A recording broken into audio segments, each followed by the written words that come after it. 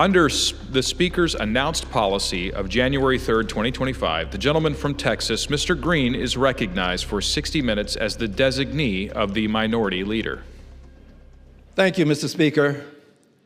Mr. Speaker, and still I rise, a proud, liberated Democrat, unbought, unbossed, and unafraid. I rise today because I believe in the Pledge of Allegiance. I am known to wear this tie that has what I consider a meaning that expresses much of what the pledge is all about. There are many people who have said to me that the tie is old, that it appears to be soiled and stained, but it's my favorite tie. It's a tie that I will never surrender.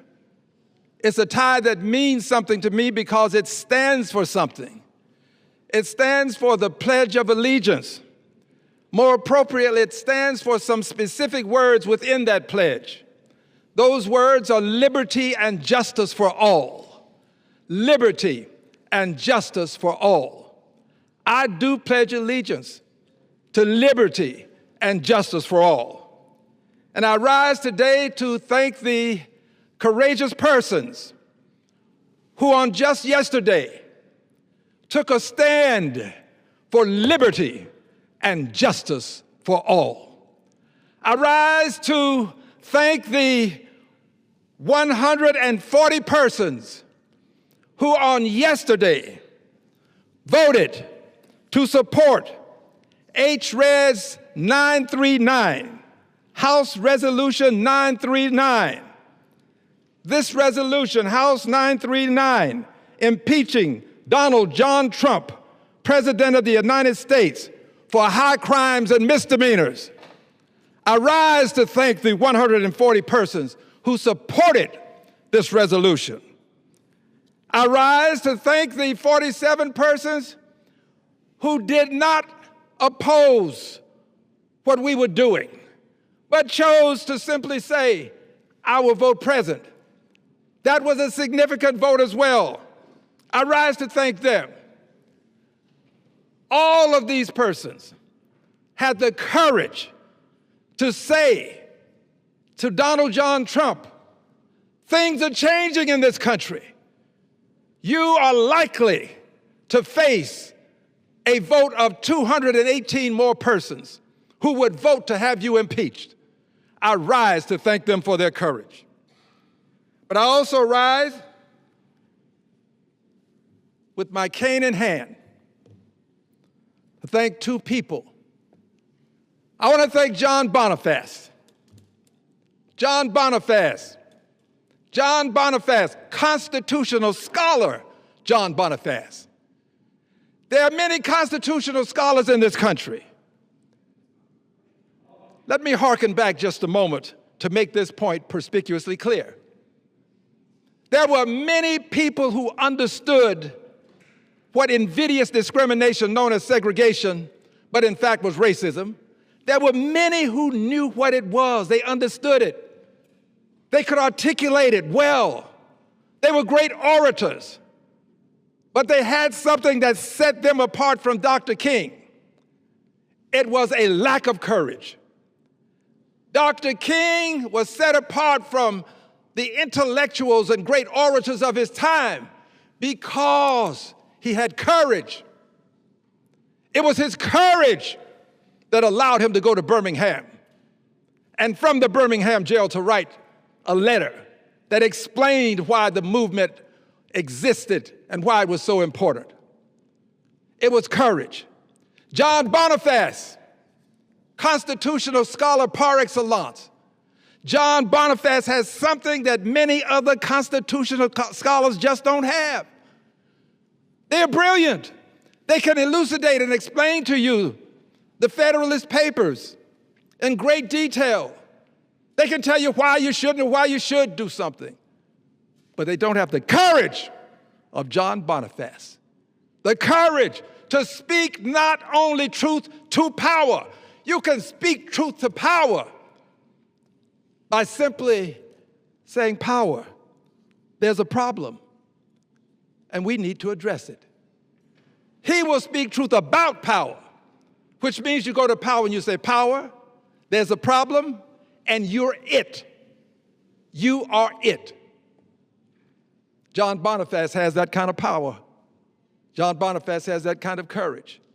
John Boniface, I thank you for what you have done to help me move impeachment to the floor of the House of Representatives for a vote. I want history to know who you were. I want people to know that you left big tracks in the sands of time. I want people to know that you came from one direction and that you proceeded to another, a righteous direction. I want people to know who you are. I want people to know who Jessica Denson is, who is the mother, founder of the Removal Coalition, who believes that impeachment, conviction, and removal, that's a part of the process, but it is also the solution. Jessica Denson is a courageous woman who has a voice that is sometimes amazing to me in terms of how she so clearly articulates the issues of our time. I want people to know that she had the courage to be there when we were in front of the Lincoln Monument, to be there, to be the key, the cornerstone of the movement that caused us to get to the Lincoln Monument. That she was there to support, but also to push for impeachment, conviction, and removal. She is truly one of the great patriots of our time. I thank you for your courage. I also want to thank the millions of people now who are associating themselves with this courage of Boniface, with this courage of Denson, with this courage of the 140 who on yesterday voted to support H-Res 939, of the 47 who also took a position that I appreciate greatly. There is courage. I have to mention courage because these things don't happen simply because you want them to. It is not easy to do what we did yesterday. It is not. There are all sorts of forces, cross currents, winds, all sorts of energy, pushing back. Don't do it. Let me pause for a moment and say this. Those who are antithetical to my views, they like to say that Al Green has gone rogue. It's in the papers today. Al Green is coming before Congress and he has his cane and he's just waving his cane. That's what they say. They would have me become a person who is just another person from some dark place who doesn't know what he's talking about. So they talk about waving my cane. Yes, I'm waving my cane.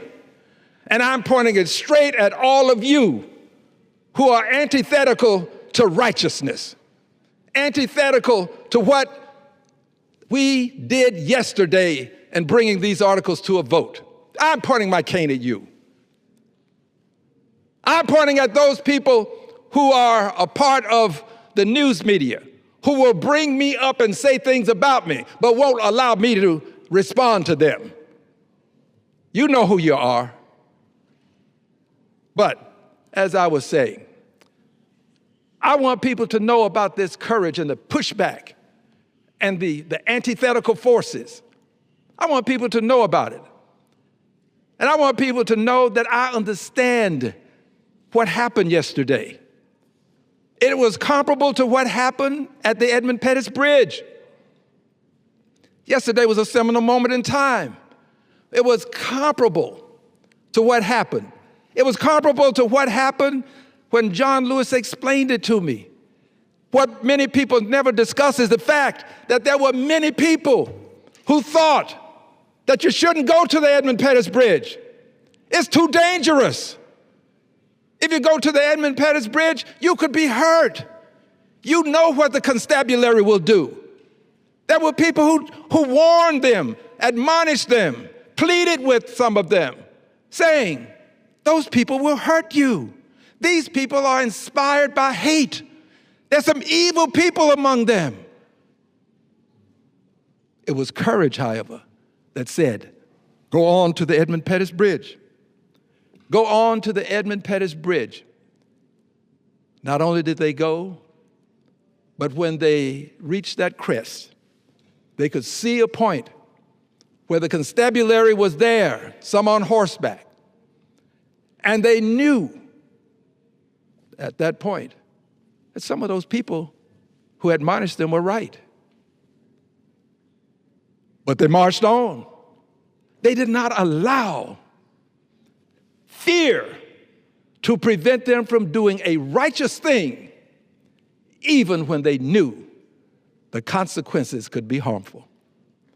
I keep saying it, and I'll say it until I make my transition. John Lewis told me that he thought he was going to die on that bridge.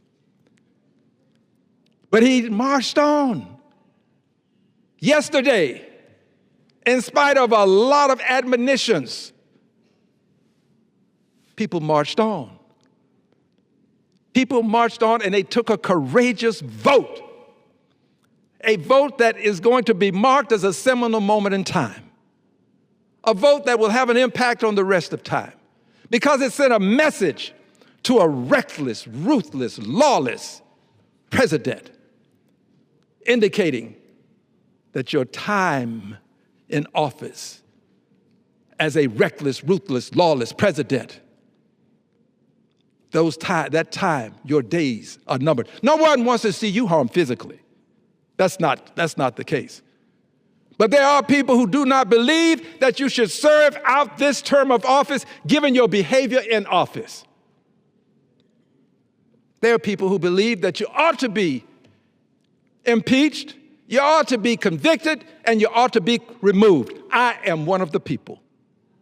I am one of the people. We, the people of the removal movement, believe that you, sir,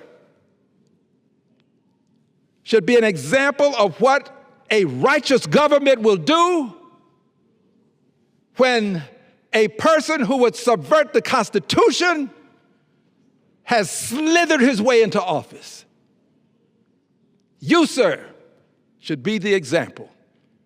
You, sir, by your behavior, by your actions, by your words, by your deeds, you, sir, should not hold the title President of the United States of America. And you should be removed. I know that there are some who would want to wait. Well, he'll leave office in a couple of years. And after he leaves office in a couple of years, we'll get back to our normal lives. Not the case. This man is having a long-term impact on American society. Not the case. There are others who want to mimic him. There are many Trumps. Not many in terms of numbers, although I could argue that there are large numbers. But there are many in terms of being smaller now who would like to enlarge their persona, enlarge their image, enlarge their reach, enlarge their power. Many Trumps who want to be another Donald Trump. They're out there. And we need to do something to let people know that when you behave as he has behaved, justice will be served. Yesterday, the sword of justice swung across the House of Representatives, and it left its indelible mark. People know now that we mean business. Yes, we mean business. So to the millions of people who have joined the impeach, convict, and removal coalition, I thank you for being there. I especially thank the persons who were on the mall at the Lincoln Memorial.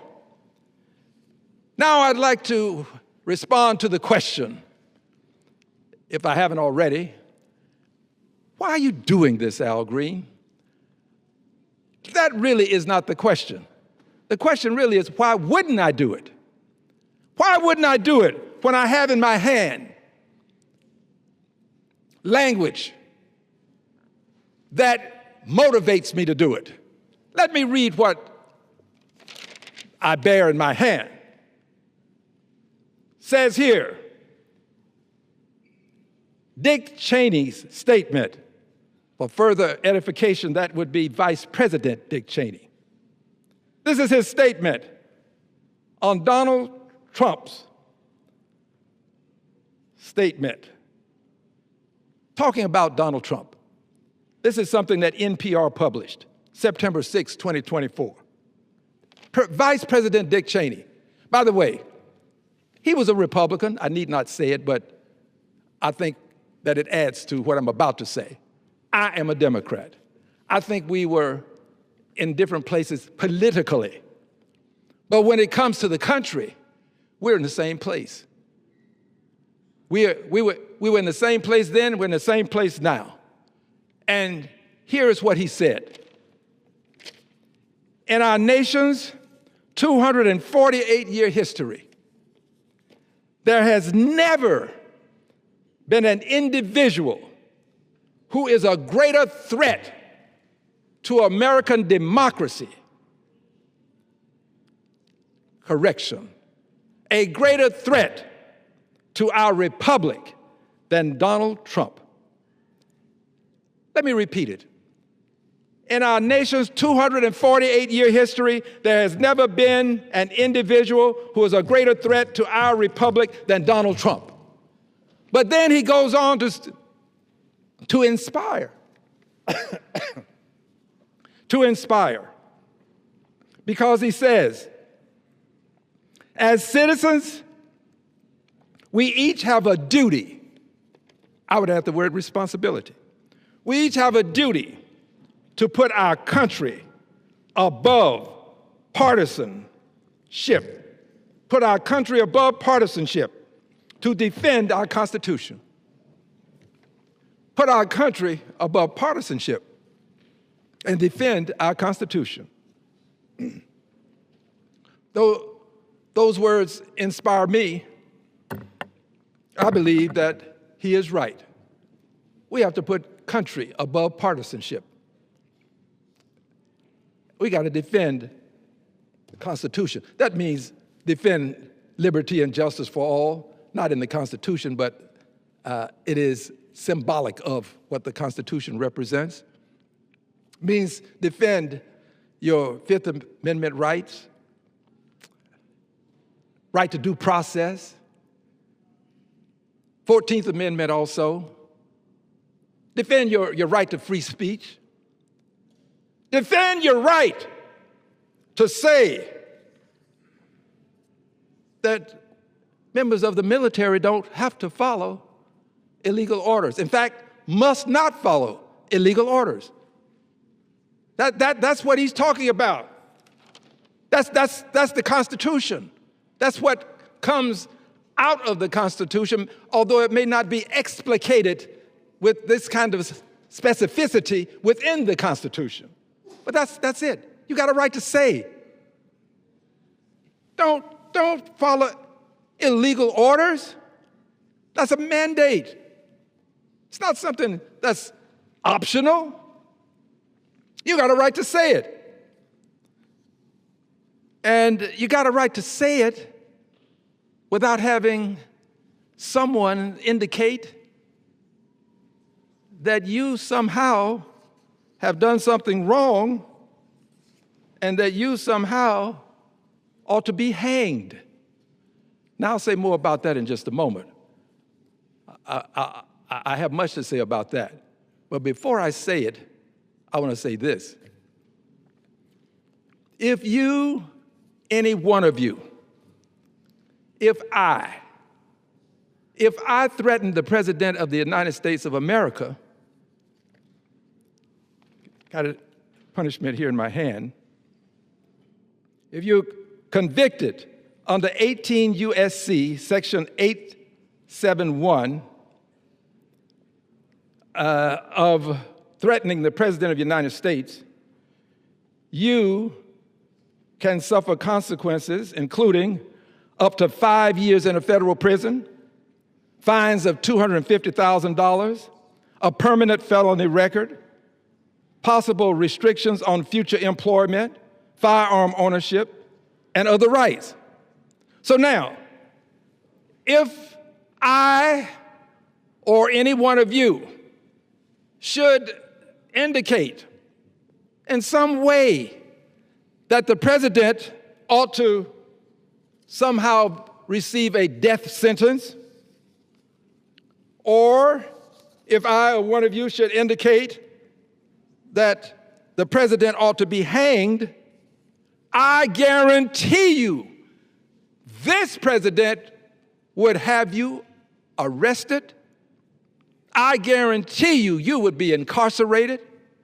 I guarantee you, because you can indict a ham sandwich, they say, you would be indicted, and I guarantee you, you would go to trial.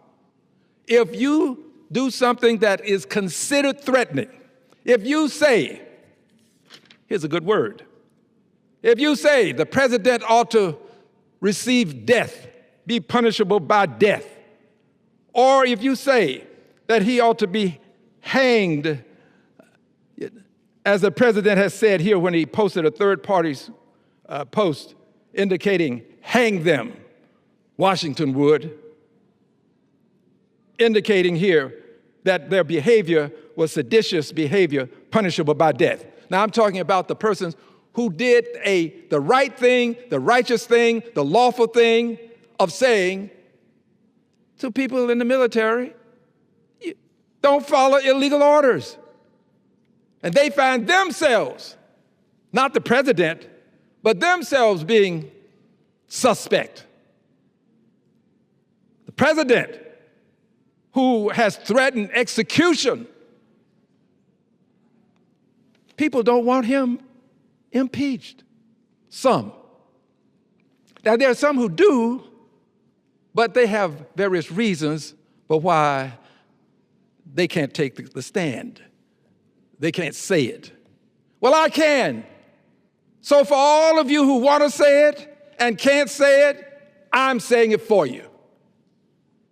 I'm saying he should have been impeached. I'm saying that if ever there was a president in the history of the United States of America who should be impeached, it is Donald John Trump. What he said, he should be impeached for. Now, there are people who would say, well, you do know that he went over to Fox News, that he slithered his way over there. And after being there, he indicated that he didn't intend for anybody to be killed. Maybe not in those exact words. But he didn't intend. He didn't intend for that to be the case. Do you really think that if I said the president ought to be hanged, that I could go over to Fox, well, Fox wouldn't allow me to say it, but some news source and say, oh, no, forgive me, I made a mistake, it was a slip of my tongue. No, this president would not allow it. He would consider this a threat. I'd be facing a fine. I'd be facing going to prison. But the president is with impunity, saving what happened yesterday, with impunity, making threats against judges, making threats against members of Congress. And for those who say, well, that's just Congress and they're just judges, let me tell you how it impacts your life. If you go before one of the judges that the president has threatened and you believe that the president's threats can make a difference, will you question the judgment of the judge? He puts in the judiciary in question, the judgments, when he can intimidate judges to the extent that you think judges are acting because of the president's actions that he's taken against the judge. This is bigger than you are as a person. It's about all of us as people. threatening the judiciary, threatening the independence of the judiciary, not respecting the separation of powers. It impacts you, me. We all can be judged at some point. We want to believe that the judge is going to be objective, that he's not going to be subjective, that he's not going to, or she's not going to subject her most precious judicious thoughts to the whims of a president who is reckless, ruthless, and lawless. That's what you want to believe. Okay, well, maybe that takes care of the judges, Congressman Green, but what about members of Congress? He's just threatening them. Remember, we had a member of Congress who was wounded. There was an attempt to assassinate her. There were innocent bystanders there with her who were harmed. Deadly. It's about all of us. It's about when we're out in the public. It's about some person taking to heart what the president said when he said death, when he said hang them. It's about all of us. So I have no regrets for what I have done, zero, and would challenge anyone to come and stand over here or here and stand with me. I challenge you to come and stand and point out why I shouldn't have done what I've done, or we shouldn't have done what we have done, meaning those who are part of the removal coalition. Come, I challenge you. Let's talk before the world. Any one of you. I'm proud of what I've done. I would do it again. I want you to know that in doing this, we are putting the country above some people. We are, because it's the country that contains all of the people. All of the people are more important than some 1 or 2, 10 people maybe 23. More important than 23 people. It's the country we're trying to save. Well, how do you save the country without having control of the House of Representatives, Al? By showing the country that what is happening to this country is going to cause us to dissolve into something that we have been fighting. We're already at the point of having a person who is maybe less than a dictator, but an authoritarian. We're getting close. When the president controls one side of the aisle that has a majority, the Republicans, when a president, and that's in the House, controls one side of the aisle called Republicans in the Senate, when a president has stacked the Supreme Court of the United States, yes, he stacked the deck. When he stacked the Supreme Court and he's get rulings that people never thought the Supreme Court would render, all that's left is impeachment. That's all that's left. And there are those who will say, well, let's just wait. Why don't we wait? They told Dr. King to wait. One of the things that Dr. King said in response to this notion that we must wait, one of the things that he said was, the time is always right to do what is right. So now, I say to you, what we did yesterday was not only right, it was righteous. Because everything in those articles is true. It's righteous. And we don't have constitutional scholars coming out and saying, well, it really doesn't comply with Federalist number whatever. That's not the argument. The argument is, this is not the time. Well, I differ. The time, as Dr. King put it, is always right to do what is right. Now, Dr. King didn't expect everybody to do what was right when he was doing it, and I don't expect everybody who believes that what we're doing is right but won't do it themselves to do what is right with us. I understand.